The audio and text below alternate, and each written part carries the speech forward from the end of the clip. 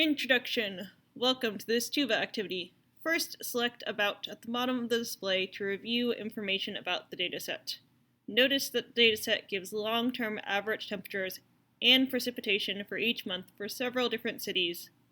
The average is based on a 30-year span from 1980 to 2010. In this activity, you will explore average monthly weather for San Francisco as measured at the San Francisco International Airport. Click Next to get started.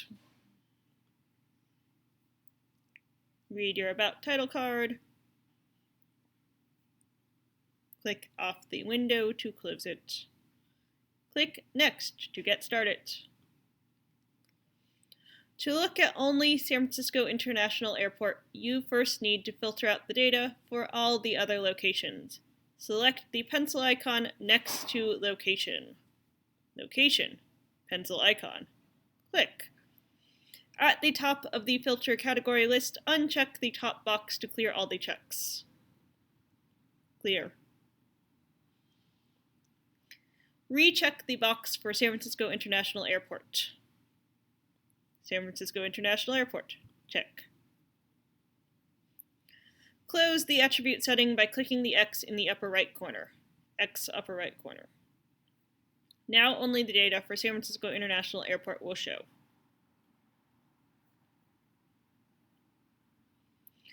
Create two line graphs to show the average maximum and minimum temperature for each month.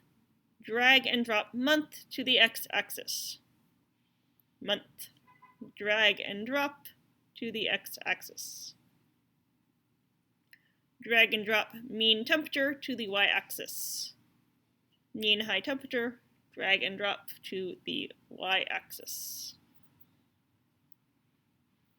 Drag and drop mean low temperature to the small plus sign to the left of mean high temperature on the y-axis.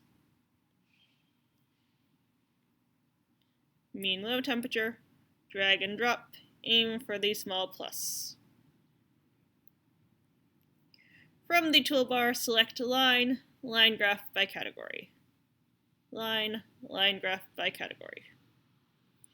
Your graph should show a red line for the mean high temperature and a blue line for the mean low temperature. The line connects the months from January through December, showing how monthly maximum and minimum temperatures change on average through the year in San Francisco. Click Next.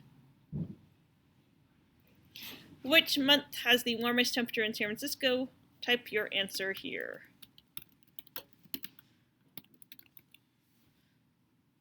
Again, remember you can hover over the graph to look at the specific temperatures that occur.